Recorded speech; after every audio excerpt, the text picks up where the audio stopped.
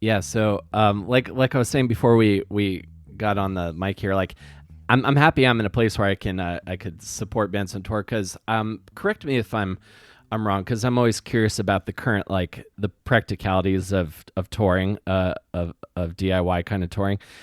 At a certain you're basically like covering your costs with merch at shows. Is that the case usually?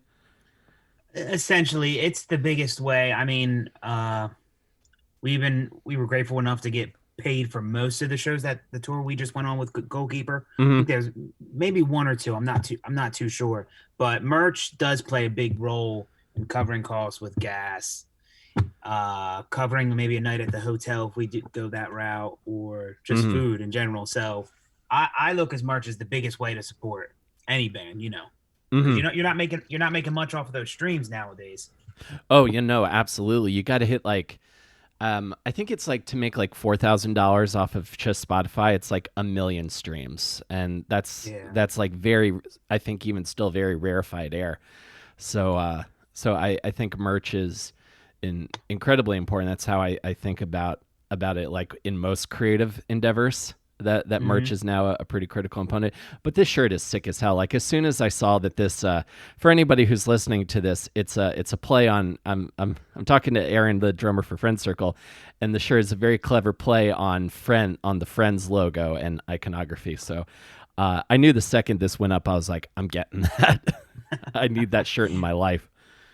Yeah, I always like the show Friends, and I remember years ago people told us that we should maybe do a play on with that shirt, and then we just forgot about it, and then I think Dom, he's the one who brought it up and talked about that idea, and we wanted to make a Friend Circle shirt that wasn't themed around a song or anything like a logo. We wanted to make like just to play on something everybody knows, and everybody knows the show Friends. Oh, totally. Yeah.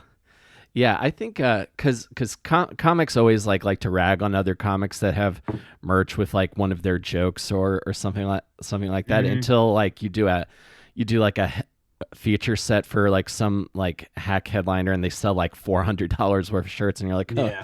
maybe I gotta start. Yeah. I Yep. gotta think of some merch. I was super excited for that show. I thought you guys played an incredible show at Arrogant Swine. I was curious how the rest of the tour went because talking to the rest of your bandmates, it seemed like it was pretty killer. That was your first major tour, yeah? Yeah, it was. We honestly never went out on for a weekend for like being out on the road, like staying overnight somewhere. We never did that, and we just went full head on into a 7, 8 day tour with our buddies and Goalkeeper, and it was definitely we definitely got our feet wet, so to say, and it taught us a lot of lessons on how to budget and what to do in all those aspects. But we had a great time. All the shows turned out well. I forget, was Brooklyn? No, Brooklyn was the second to last show, Mm-hmm. and we ended it in Long Island. And I think there really no complaints all around with how each show turned out. So That's awesome. Now, as the when you go on tour as a drummer, are you bringing an entire drum kit with you, or are you just bringing like? Because my drummer like will usually bring his cymbals and his snare, and then just set up with whatever a venue has. Is that what you're doing? uh, for that tour, me and Cody, the drummer for Goalkeeper, talked about it, and he actually brought his shells, the actual drums itself, and Mm-hmm. I brought the hardware, like the cymbal stands, the hi hat stands, the breakables, so to say, like what you could tear down easily. Yeah. Um, but then it seems like it's like a mutual agreement among all drummers in every band. If you're sharing stuff, you bring your own cymbals, snare drum, and bass drum pedal, and probably a seat too. That stuff you kind of just you bring automatically. That like that's your stuff. You don't really ask somebody else to use those type of items. You know what I mean? Yeah, it would be like asking like a guitarist saying, "Hey, can I use your guitar?" Yeah, yeah. Or your pedal board, like something like that. Like those are the very like specific things that are tailored to how you play Mm. and how Those you want it are to sound. those are like the forbidden items that you don't ask to use. I mean, maybe like because cymbals are a delicate item. I mean, Mm-hmm. They cost a lot of money, and I personally wouldn't want to unless they're in a tight bind and I'm good friends with that person. I'm sorry, you can't use the symbols. No, I agree completely. I feel the same way about I feel I'm honestly like when I've had to borrow bass heads on occasion, and I get nervous because I'm just like, okay, I'm gonna keep this at 4. I don't want to blow up anything. Yeah, Uh, I don't understand. want to go. Don't want to have to.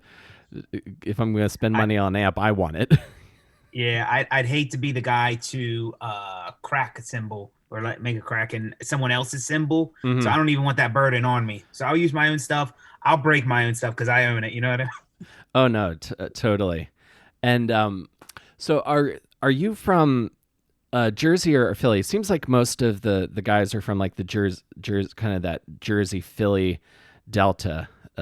Yeah, yeah, we're all from the same county in South Jersey. We're all called Cumberland County. Okay. Um, I don't think we all live in Cumberland County. I believe Adam was born. So I think he was born in Maryland or Virginia. Yeah, I think he. yeah, Adam was born. Adam and I are actually born in the same hospital, believe it or not. What, what a small world. I know, Um, so weird. but yeah, we all live in the same. We all grew up in the same county, so to say, Cumberland County. Um, and I live in a different county now, right next to it. But we're all within probably 35 minutes of each other, so it's hmm really convenient in that aspect. Right on, right on. South Jersey. I always like as being someone who's like kind of has a lot of an idealized view of like music scenes of like different eras and genres and such. I feel like the New Jersey like alternative like punk and emo scenes is like looms large over the the genre as a whole of pop punk. Like when you go back to like My Chemical Romance or Lifetime, was there a lot of when you were like when you were like coming of age and as a kid, was there a lot of that stuff around, or did you have to like seek that out? It seemed I'm sure the other guys probably said this as well, but I think when I was growing up, hitting those teenage years, um, I'm sorry, I'm just making sure my notifications are off. I just got Oh, one. it's all I'm good. sorry. Um, I think, yeah, like the other guy said, I think the biggest scene growing up when I was 13, 14 years old was honestly a hardcore emo type scene going on. And a little bit of like punk rock too, but the hardcore scene seemed to be relevant the most in South Jersey. We Uh used to huh. have a venue in Vineland called Hangar 84. A lot of well-known bands came through the area at the time, Mm-hmm. and unfortunately I think I just missed out. I didn't go to any shows there. This is just all from hearing about it, Mm-hmm. but I think hardcore screamo type was the main one around, I want to say like 2007 to 2011 or 12, somewhere Mm-hmm. around there. But that I think that's what I know the most of around here. Gotcha. That kind of tracks because I imagine like the peak of like screamo, like that mall screamo, was like maybe 2002 to 2005, and then that tracks for all the screamo kids to go through their like true hardcore phase before they Mm-hmm.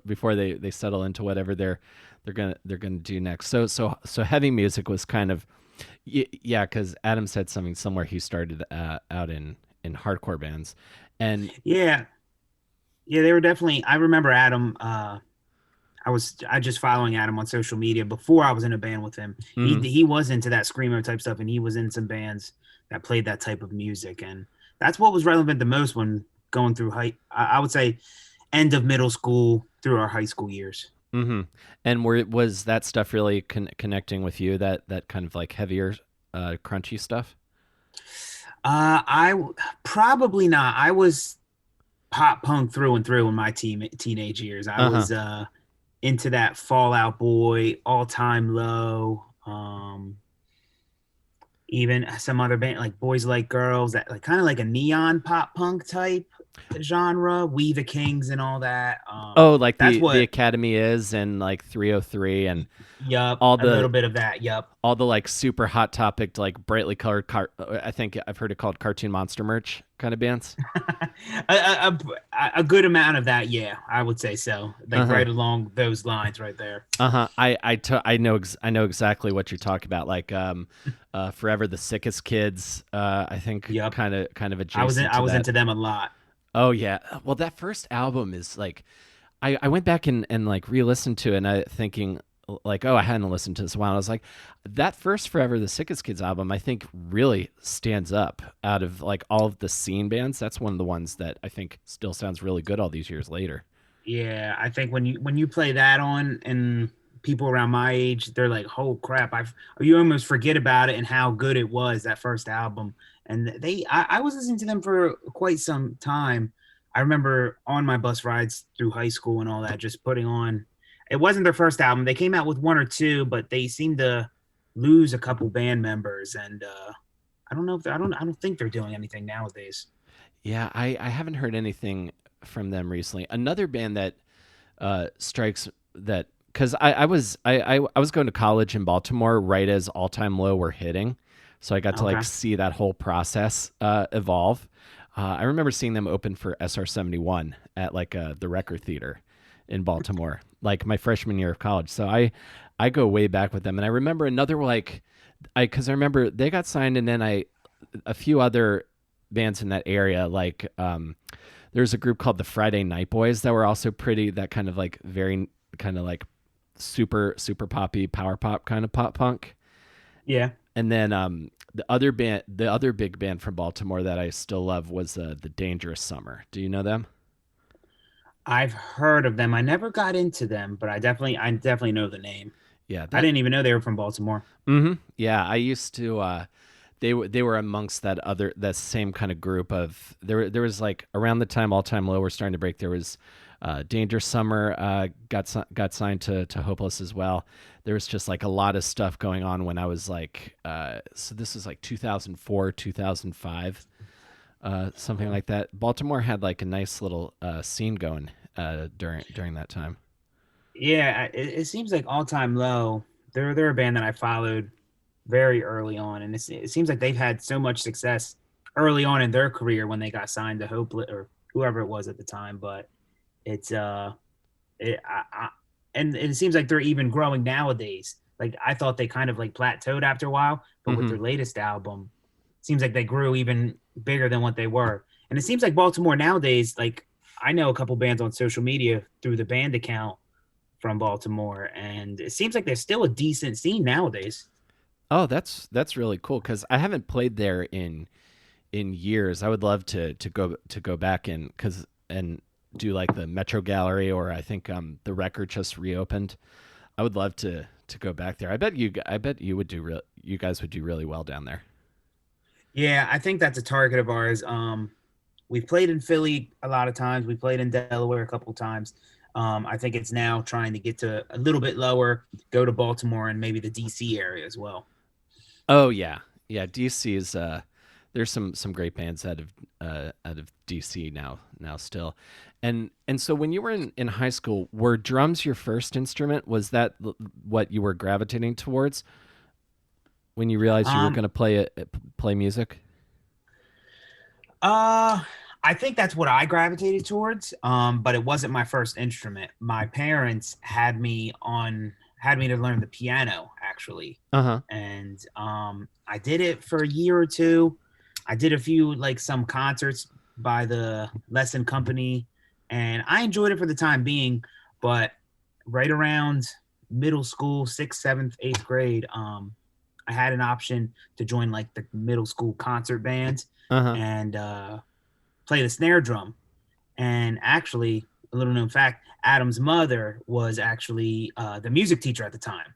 Oh really? I didn't know that. Yeah, she was a middle school music teacher there, and I signed up for the snare drum lessons through her. I got into that, and also right around the same time, I'm sure you've heard of the game Rock Band came out. Uh huh. And I was like, okay, let me just play the drums on that. And it kind of just grew my interest even more in playing the drums. Eventually I told my parents I want a actual kit, and I'm sure they dreaded hearing that. um, but I think that's just listening to the type of music, the pop punk that I was listening to, having the option of playing the snare drum, eventually growing into a kit. That's what kind of like piqued my interest. Gotcha. Yeah, because all those fundamentals, like that, I would imagine you'd learn on snare drum. I imagine like military feels like and like marching band kind of stuff. I think all comes back around to play pop punk certainly.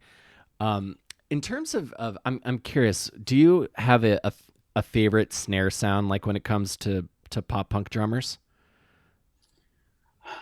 Um, Not entirely. No, I don't.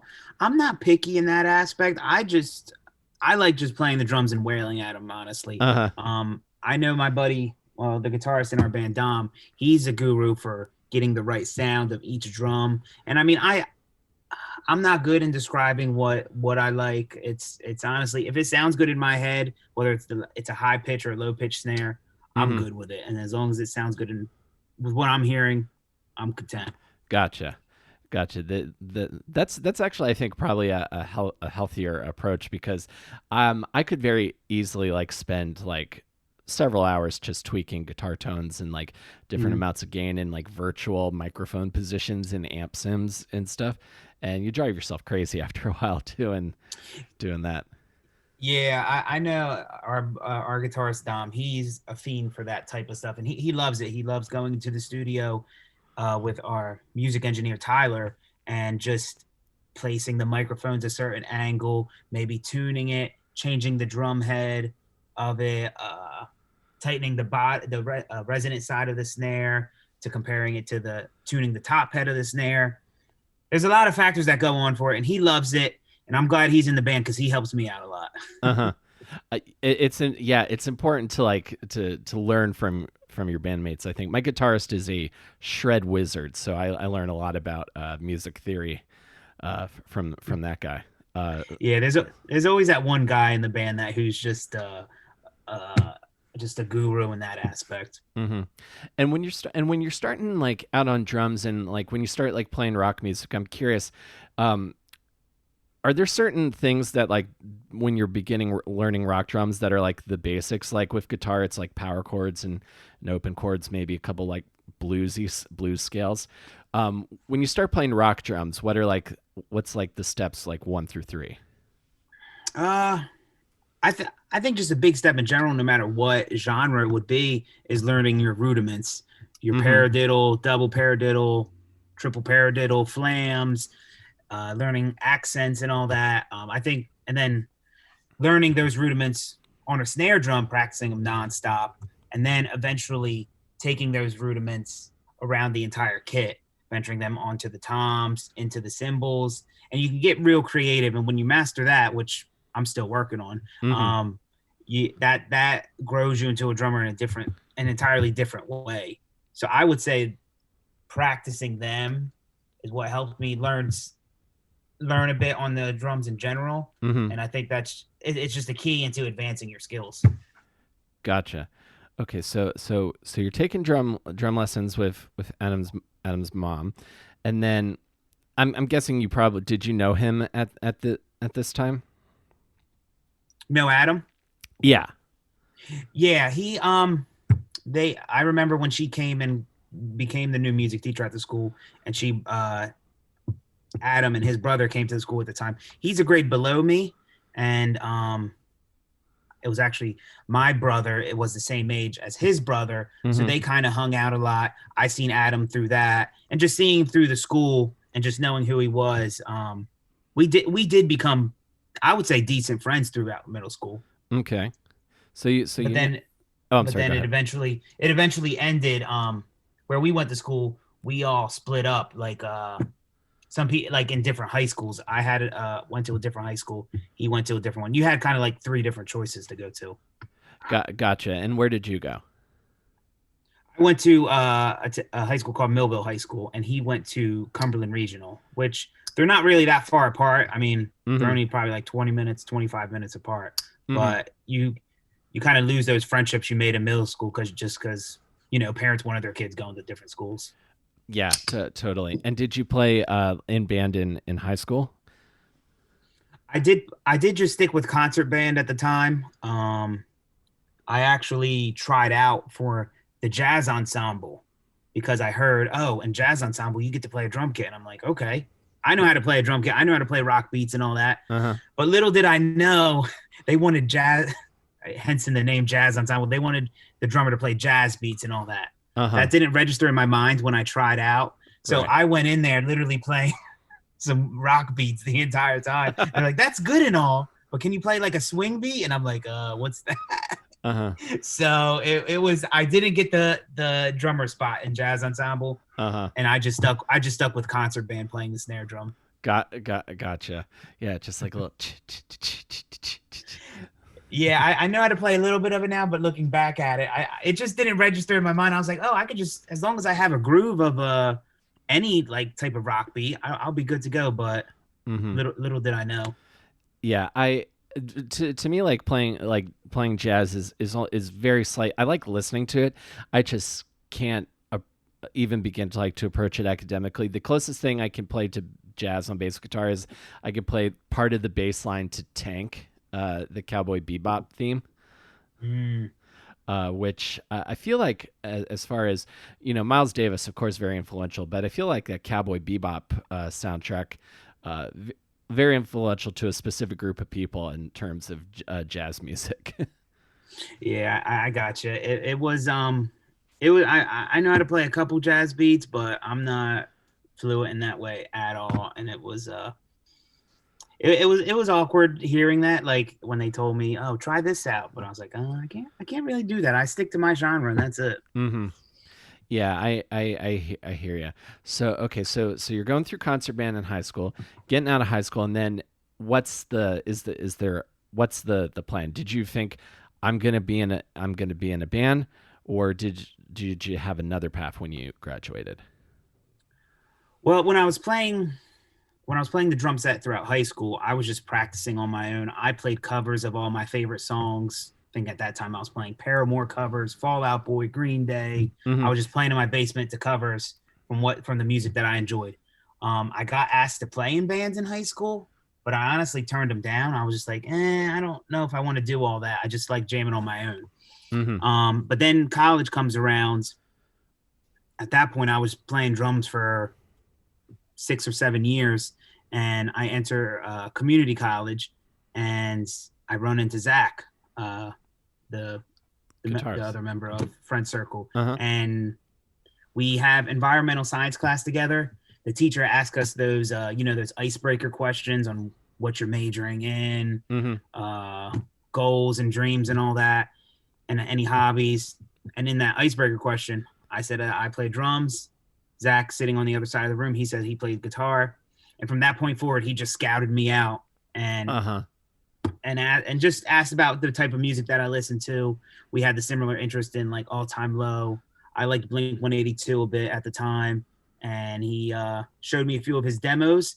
And I didn't want if I didn't hear anything that I liked in my head, I wasn't gonna do it and just tell him, man, I'm not interested. But Mm-hmm. when I heard the stuff that he was playing, I was like, okay, this guy's pretty good at what he does. Like they're catchy tunes, Yeah. and I committed from that point forward. Jammed out with him a couple times. My first time ever jamming with somebody, like he Mm-hmm. was playing guitar and singing, and it was a surreal feeling, and I enjoyed it. And I'm still here to this day, so I guess something's working between us.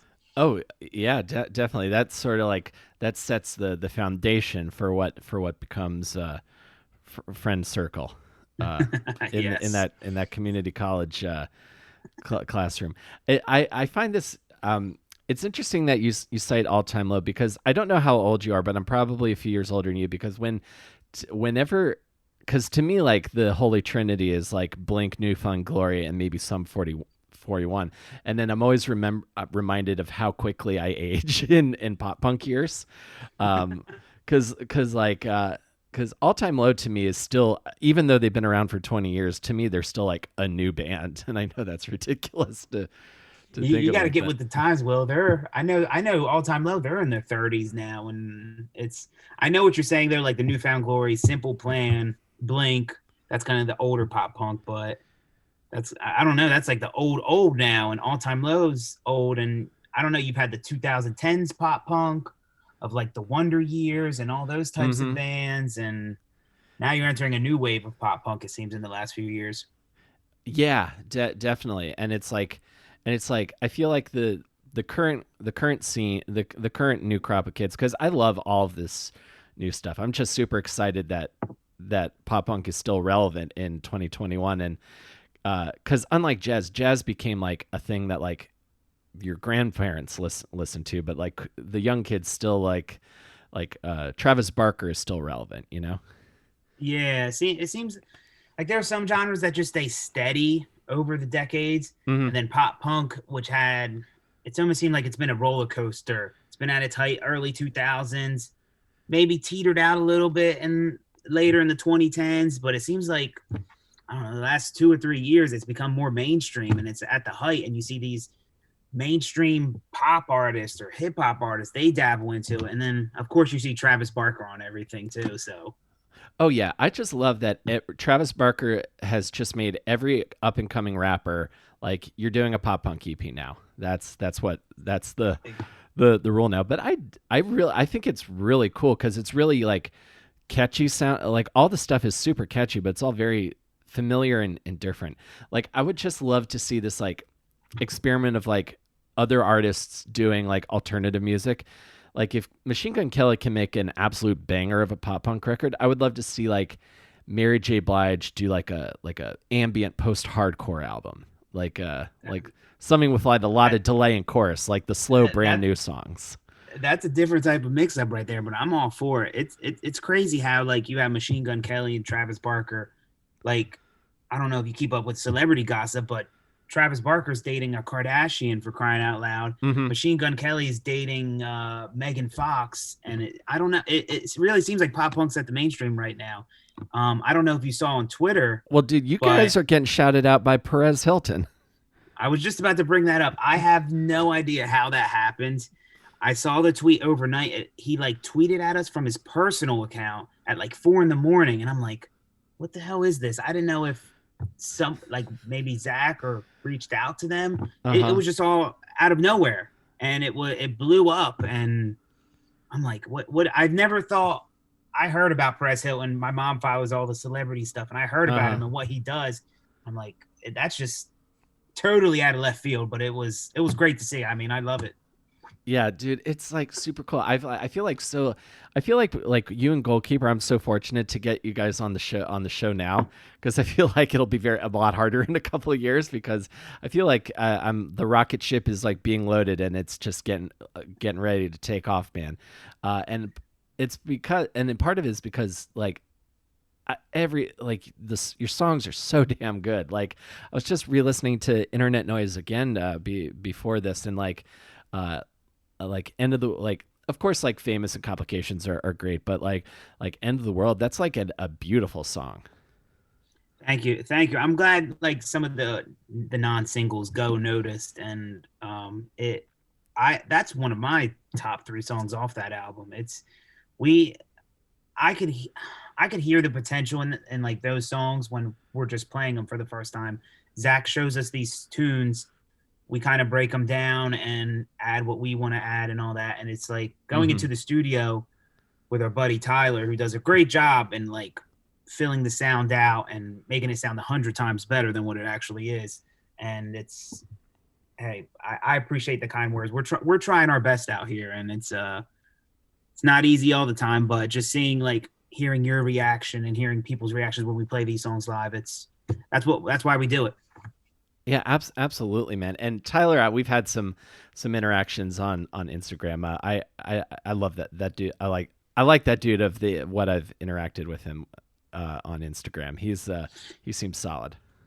Yeah, Tyler Sky, he has his own studio, monoplane recording studio out, and it's literally 10-15 minutes away from me, and he does it out of his house. It's right in his basement, and he does a good job for with the equipment that he has, and he's only grown and made each one of our songs better. And he's worked with some other local artists around the area, and Hmm. he always does a stellar job.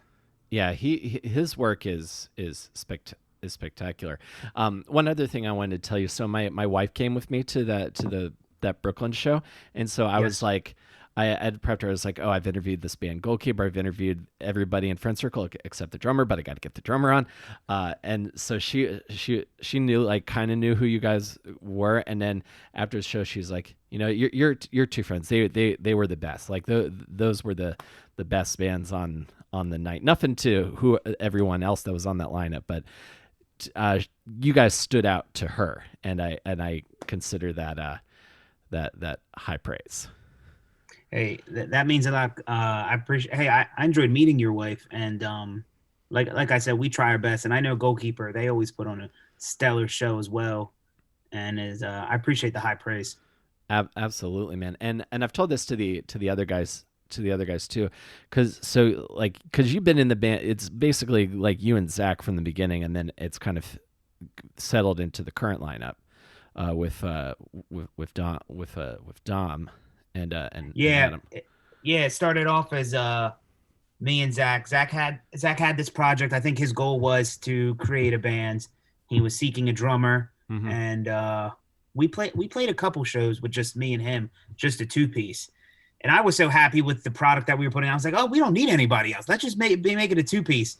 I was so naive at the time, not Uh-huh. being in any other bands and what other members would bring to it. Mm-hmm. But yeah, we played two or three shows with just two members, and eventually Adam joined in. What was that? Maybe 2017, I think. Mm-hmm. He joined 2017. We recorded an album with him while he was going back and forth between college, like out of state college, and Mm-hmm. then when we worked on our EP around end of 2018, that's when was that 2018? End of 2017, going into 2018, we added Dom as our fourth and final member, I guess you Mm-hmm. could say. Yeah, and I think, like, seeing, like, the progression of the songs, because Immune Diversity is like a great pop punk record, and then I feel like when you get to Internet Noise, you start to see, like, okay, now they're solidifying into what's really making them, like they're finding, like, their voices as, like, songwriters, and then, like, to hear, like, uh complications, because I talked a lot about complications has been on pretty heavy rotation in my playlists since it's been out. But it's like watching the evolution of the songwriting has been very cool to see. I wanted to ask you, as a drummer, when you go into the studio, how when let me think of the best way to phrase this. When you go into the studio, do you know, like, how many, like, beats per minute a song is before you're in the studio? So you know, like, how to set a click. Do you even play to a click in the studio? In the studio, yeah, we definitely do play to a click. Do I know that going? I mean, I have a general idea of what the BPM would be, and I'm trying to think how we did it for Internet Noise. I remember them telling me ahead of time what the BPM was. Like I said, he's an act for getting all that stuff straightened away. I Uh-huh. would practice to it on my own and get it down pat. I know all my exact parts. I need to know what I'm playing going Yeah. into it. So I'd practice to the right BPM and kind of make it even smoother when we go into the studio. So I know what to expect, know the click, just hear it beating in my head, pulsing, Mm-hmm. so to say. And that's it. Still takes a long time recording drums, but it just preparing for all that makes it a lot quicker.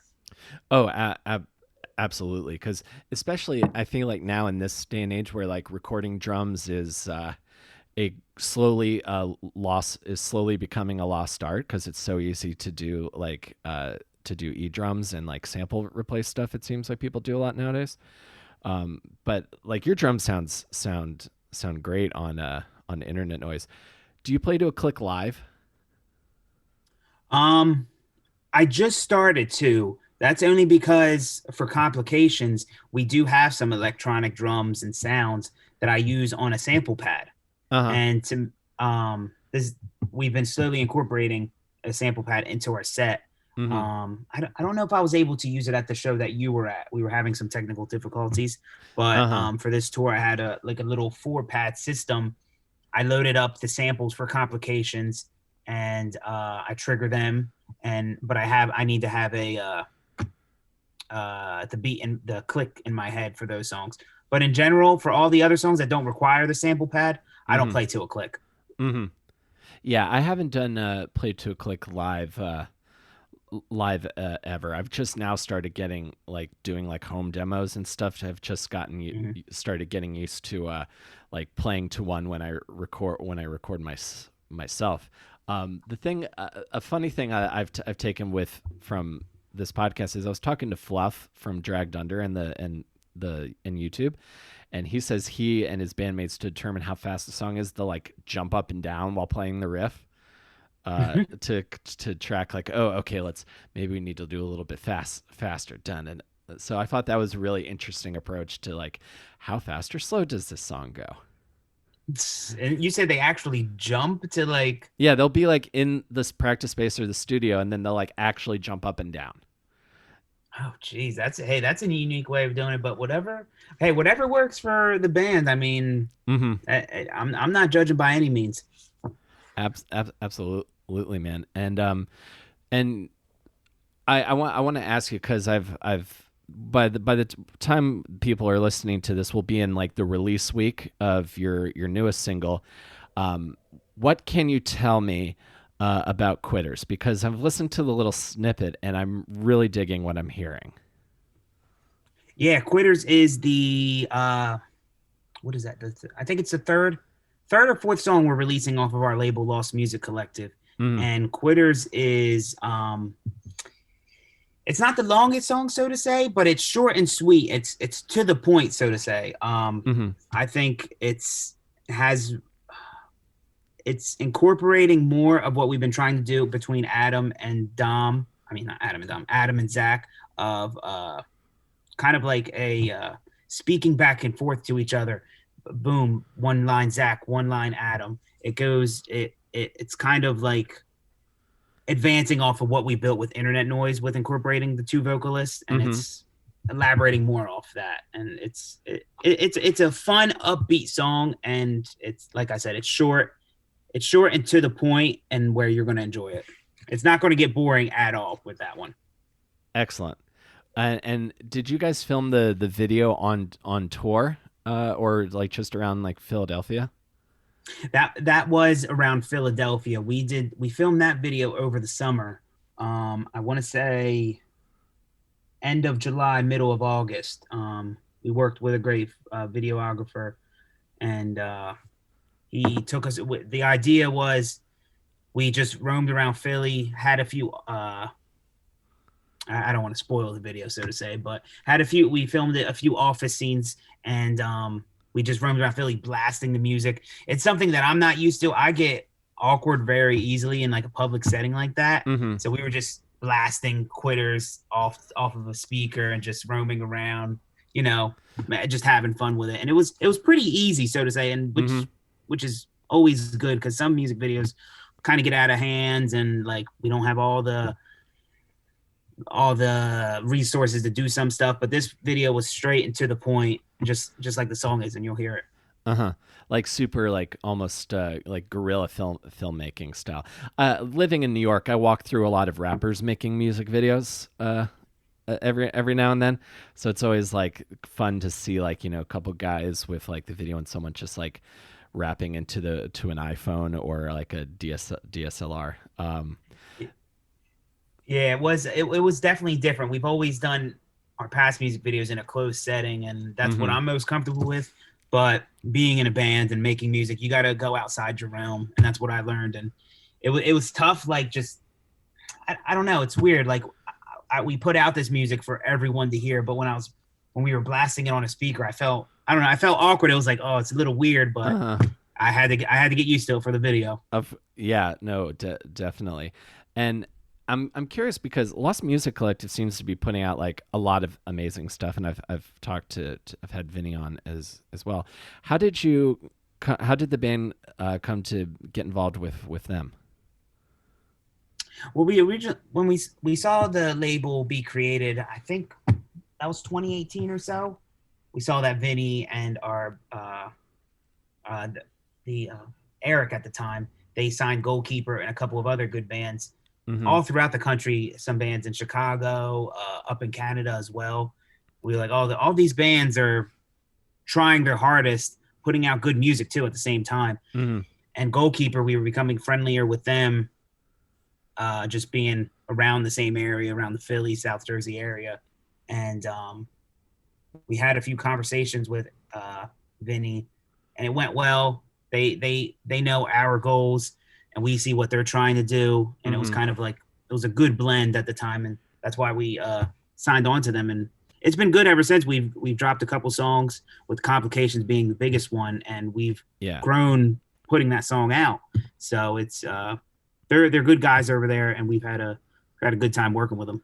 Spectacular. Yeah, Vinny is a solid dude. I like him a lot. I had a great chat with him. He's also very big into from all the touring he did with Les and Jake. He's super into like the Japanese ska scene and all of and like the toy scene over there and stuff. Mm-hmm. I remember I think when Complications came out, might have been Zach. It was someone on the Friend Circle account posted about getting a lot of plays in Japan, and I think you guys would be loved in Japan.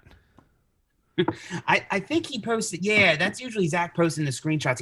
He sees like the amount of plays that we get in each country from Spotify or from Apple Music. Mm-hmm. I'm trying to. I think we just hit 10,000. Don't hold me. I think that's what we just hit. We just hit 10,000 plays on our entire catalog in Japan, which blows my mind. And we've Uh-huh. actually shipped out some merch to a couple of people out there too. Oh, no And it way. just yeah, it was I don't know, just to think that stuff that we make is being listened over there and being worn. Mm-hmm. I don't know, it's a surreal feeling. It's I don't know. I don't even know what to say to that.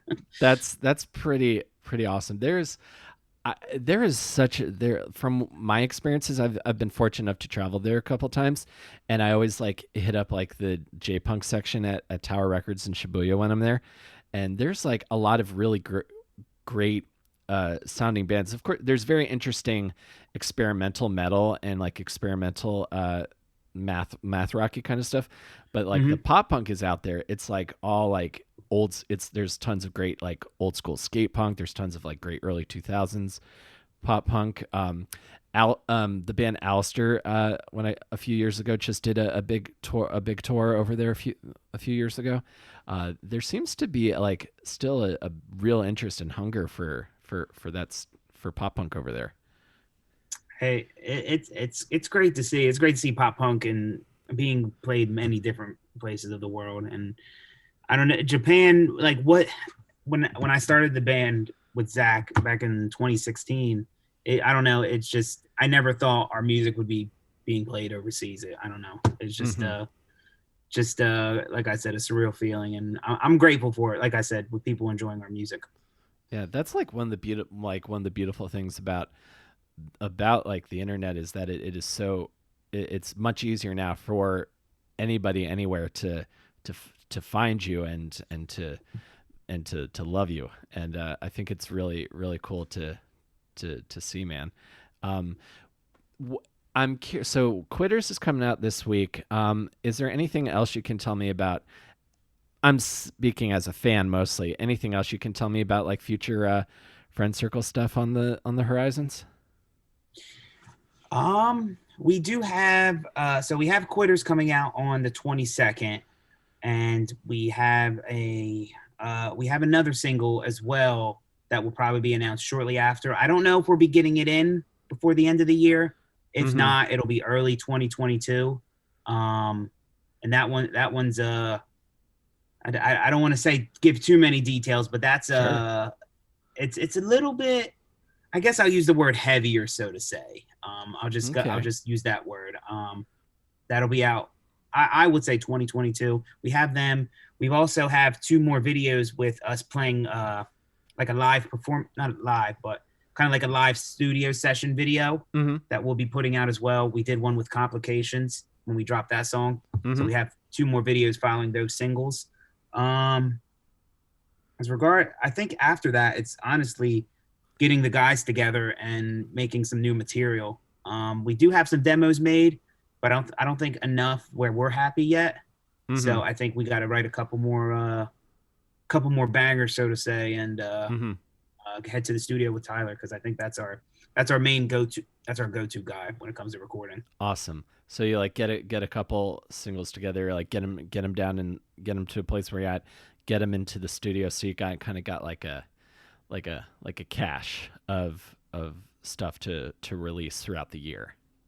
Exactly. Like I said, we have one more song that's ready. That's all done. We're just we just got to game plan and release it properly to where we're happy. And Mm-hmm. then it's getting back to the creative space of our minds and writing some new tunes. Absolutely. And do and by the time this airs, you'll have played in Long Island and Rhode Island this weekend, and I hope you come through Brooklyn again, because or Manhattan. I would love to see you guys live again. Yeah, we're I think we're like you said, we have a weekender coming up the 16th and 17th of October, and which Rhode Island we've never played there before, so we're happy about that. And Long Island, we're playing with a bunch of bands that we played with it in the past, and that should be a good time. I believe we have a Philly show on the 6th of November, and I think after that we may kind of calm down and, like I said, try to write some new stuff and Mm-hmm. go into the studio. But it's nice having shows back in general and having that opportunity because just 6 to 8 months ago and all of last year, it's just like we had no idea when live music would come back. Yeah, yeah. I know exactly what you mean, because like live shows are like one of my favorite things to do, and that's like my source of like culture and fun. So like to have Yeah, it be this like big question mark for so long, and it seems like semi outdoor or outdoor shows are gonna kind of be a fact of touring for a little while. But anything to get it back, I'm here for it. exactly. It seemed like you had restaurants expand and do all outdoor dining, and now you're seeing that with shows having an outdoor stage, outdoor venue. And that Brooklyn show, the Arrogant Swine, I love the venue. I thought it was real cool looking on the outside Oh and where yeah. we performed at. And the stage look was pretty legit, and we had a blast playing there. Yeah, that place is great, because I remember doing a stand up show there many years ago, and that was not there. So that is relatively new, and I thought that space was just perfect, because like you're outdoors, but you're protected from the elements, and it's just it was a great space. I really enjoyed seeing your show there. Yeah, it was a good night. I remember it was actually at a different location before, Gold Sounds, Yeah, I and know that place too. That place is good as well, but it's a little smaller. hey, well, that helps me out. I'm behind that drum kit and being crammed and having to like move my drums in more, like Mm-hmm. because it's a smaller stage. That's the worst. I hate that. So I love Arrogance Wine. Like grateful for them putting us on that late in the tour. It turned out very nice. Yeah, yeah. I thought it was a pretty incredible night. I remember that poor one band that like had such technical issues. I think the bassist had to like reset his entire like digital rig, like one of Oh, the bands jeez. that went on before you. So I really felt for them, because that that's just brutal. Like coming like I was a theater kid, so anytime I see any kind of issue happen, I'm just like, oh boy. Yeah, But it was a we great had a night. little bit of technical difficulties. I think most of the bands kind of had them throughout the night, but it's a part of playing live shows. It happens, and you just got to make the best of it. Yeah, that's kind of like the fun part of live shows, is that unpredictable. This could only happen this one time, sort of feeling. Of course. Well, dude, this has been really great getting to chat with you. I have a couple more things I'm curious about. Who are some bands that you're into right now that I should check out? Like, what are you listening to now that's like really getting you going. And it doesn't have to be pop punk specifically. What am I listening to nowadays? I still have my few pop punk bands that I listen to. All Time Low. I kind of fell out of love with them, but then their latest album, I got back into them again. So them. I've always been a big fan of Neck Deep as well. Mm-hmm. Some other bands out of the pop punk genre. There's a band called You Me at Six. I don't know if you've ever heard of them. I don't think I have. They're a big UK band. Like ginormous. They play arenas out there, but they never had the success out here in the US for some reason. Mm-hmm. They started as a pop punk band. They've kind of gone a more alternative, general rock, so to say. Mm-hmm. That You Me at Six is their name. They're probably my all time favorite band. I grew a lot into the UK scene. It seems like a lot of UK bands that I follow.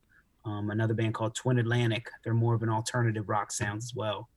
Cool. Royal Blood. I don't know if you've heard of them too. I have. Yeah, they're good. I like them. I kind of got heavier, so to say, as I got older into college and all that. And those two or three bands of what I listen to the most. I do listen to a good amount of hip hop and rap as well, like your normal Drake, who else? Kendrick Lamar. I do listen to that in my spare time too. Yeah. You ever listen to Ghostman? I have not. I've not. He's I would call him, I'd put him in the same category as like Scar Lord. I would call it. It's sort of like, imagine if a like hardcore deathcore vocalist became a rapper. That's what Ghostman is. He wears like makeup and all of his beats are like very like have like a huge booming 808 bass, and it's like very goth and like Marilyn Manson-esque, but it's rap and it's really interesting to me. It's Ghost Man or Ghost Maine? Maine. Ghost Manne, I think. Okay. I'll have to look that up after this. Yeah. And I've got a playlist of Japanese bands I'll want to send you, because I've got a lot of really great stuff out there. Alistair's bassist actually is in a band in Japan now that is really good. Oh, sheesh. Yeah, I've never dabbled into like the Japanese scene at all. I don't know. I kind of get stuck in my ways of listening to the same 3 or 4 bands over and over again, and I don't know. I do need to explore some other realms, and I appreciate the recommendations. Oh, of course, man. Yeah, I'll shoot it over to you. If not tonight, I'll send it over to you tomorrow. I think there's some stuff and there's a couple of heavy things on there too. I think you might dig. And okay, cool. And last thing I wanna ask you, because it looks like because I've seen in your profile picture, I think you were wearing a Bayern Munich jersey at one point. I was curious how you feel. I haven't been paying attention to Bundesliga too close as much. How are they doing? Yes, I am a big European soccer fan. Mm-hmm. I could talk about that for days. I'm a big sports guy in general. But the Bundesliga, Bayern Munich, I have watched closely throughout the years, and I know I think they're top of the league right now. Mm-hmm. They've dominated the German league for the last decade, so to say, and it's kind of tough to see because you enjoy competition and other teams sharing the wealth, so to say. Mm-hmm. But Bayern Munich, I do enjoy watching. They are in first place, I believe, at the moment. Mm-hmm. I think so. I will occasionally watch Bayern. I've started paying a little bit more attention to PSG since because the whole like Messi debacle. I can't believe Barcelona let Messi leave the way he did. So I've been following his trajectory since he's moved over to Paris. But yeah, that was pretty, I guess you could say, embarrassing for Barcelona to, like, I don't know, just not have the funds. I don't know the whole story of it. It just seemed like they spent too much money, and it's kind of like there was a salary cap. They couldn't afford to keep him, so off he went to PSG, and that team's full of wealth, and I have watched a couple of games since he's joined, and it's fun to watch.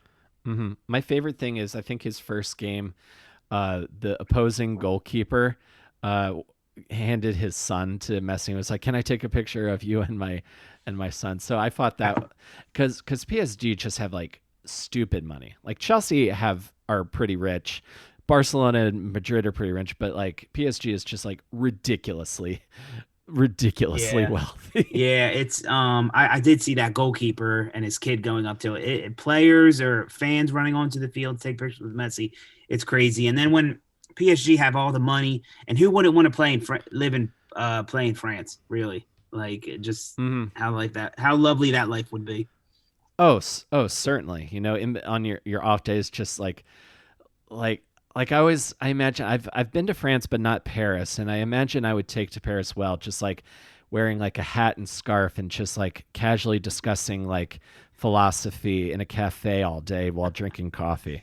I feel like I could adapt to that lifestyle really easily.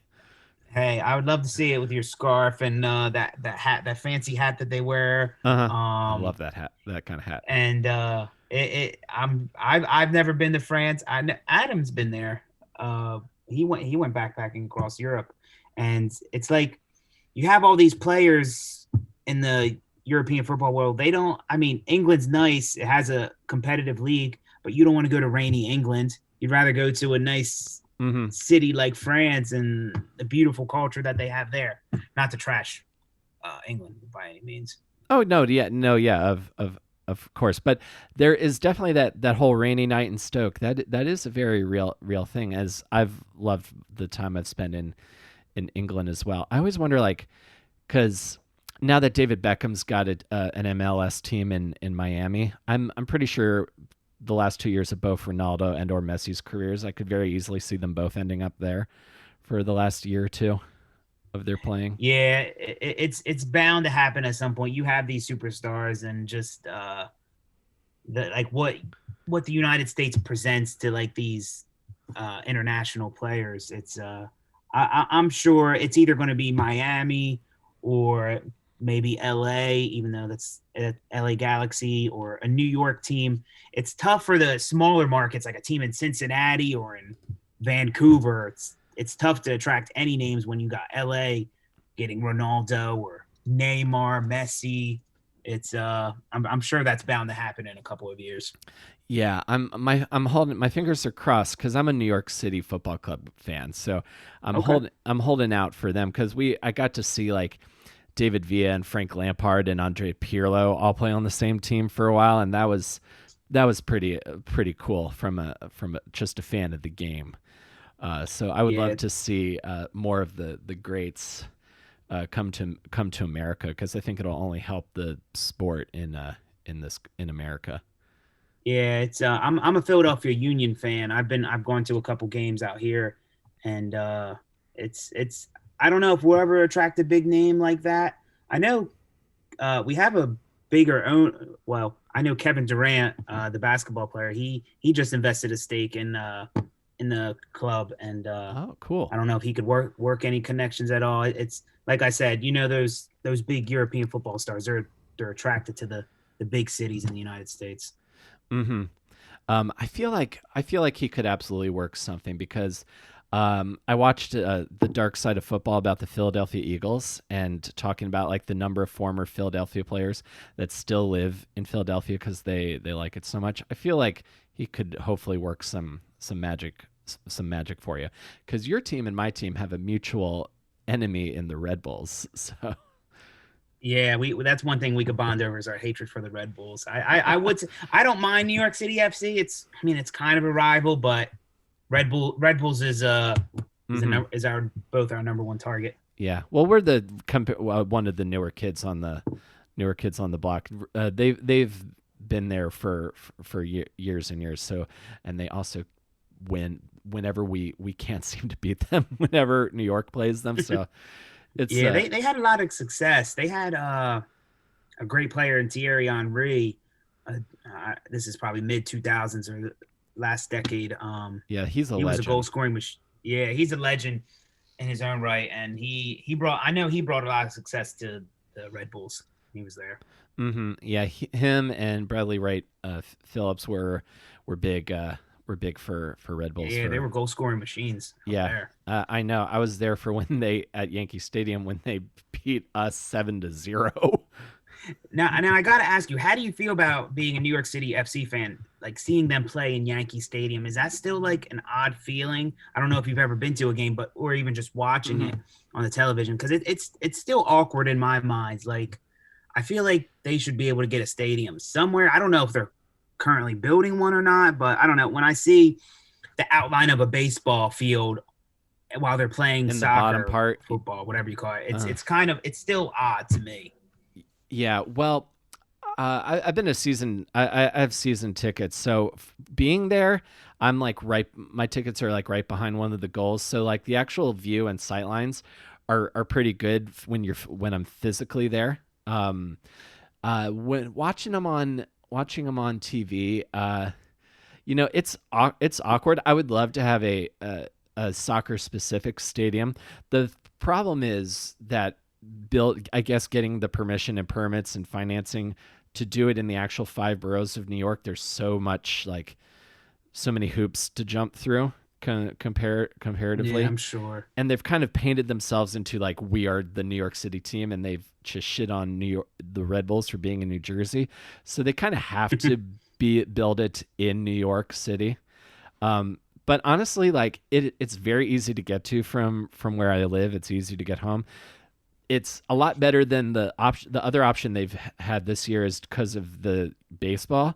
Several home games have been at the Red Bull Arena, and I just personally object to that. Uh, Yeah, I would not do. That's kind of like football at MetLife. I know the Giants and the Jets, they share a stadium, mm, and it's I don't know. Yeah, I don't like that either. I don't blame you. yeah, like because I'm very much still in that like the team you cheer for is like where you're from. So it's like to me like the only NFL team in New York is the Bills. Like I'm of that mind. I got you. I got you. So I respect it. I respect it. yeah, but I think someday, like someday when the stadium does get built, I think it'll be nice. But until then, I think Yankee Stadium's a fine a fine choice for now. I got you. Hey, as long as you enjoy it, and what matters most is the product on the field, I guess you could say, or on the pitch. So Oh yeah, I don't know how that. I think they're doing well this year, aren't they? yeah. I think we're a couple. Last I checked, we're still in contention for the playoffs. Not as good not as good as like the previous years, but not terrible by any stretch of the imagination. In my opinion. I got you. Yeah, the Philadelphia Union. They're not. I mean, they're. I think they started in 2010, and they just won their first trophy last year for Hmm. having the best record in MLS, and that was cool to see. Like you have these old franchises or old clubs in England and all that, and even like the football teams and the baseball teams that I follow, they have championships. But when you like see the franchise be created and see them win their first trophy, it's kind of like I don't know. It's like your little kid growing up, Oh so to yeah. say, and like seeing them win their first trophy. I don't know, like you're growing with them. Hmm.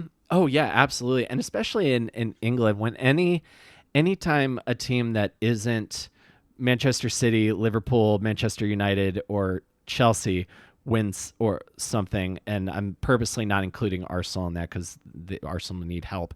Um, it's very cool to see, or like in like League Cup situations where like Tottenham Hotspur are like in some like fifth tier teams like hometown, and people are like Yeah, and taking like you pics. see the fifth tier beat them somehow. That's always great to see. I, I love seeing that. yeah, I'm an Everton supporter, and they're like right below outside the top 5 or 6 clubs. And I don't think they haven't won a trophy since the '90s, but they're still a big club. They won trophies all throughout Hmm. the '80s and '90s. But it does get annoying and it gets old seeing the same top 4 teams just switch spots in and out each season. Hmm. But like you said, when you have those league cups and you see a second division, third division beat a Manchester United on penalties or whatever it may Yeah. be, that's always I don't know. That's why I like the sport, and I've only started following it like 2014, 2015. Hmm. Same. That's really cool to see. Well, dude, this has been awesome. It's really been really great getting to chat with you, and I look forward to. We're probably gonna have to we're definitely going to be hanging out in the future. I can tell. So I look forward to hearing Quitters this Friday, and I'm glad I could finally get you on the show, Aaron. Hey, I enjoyed meeting you at the Brooklyn show a few weeks back, and I'm grateful to that you had me on the podcast. And like I said, you supporting our music and having all the band members on it means a lot. And I enjoy talking music, and I definitely enjoy talking sports as well. So it's been a good time. So thank you, Will. Absolutely, man. Anytime you want to talk sports, I'm around. So you just let me know. Sounds good. Awesome. Have a good one, man. Thank you again. Thank you, Will.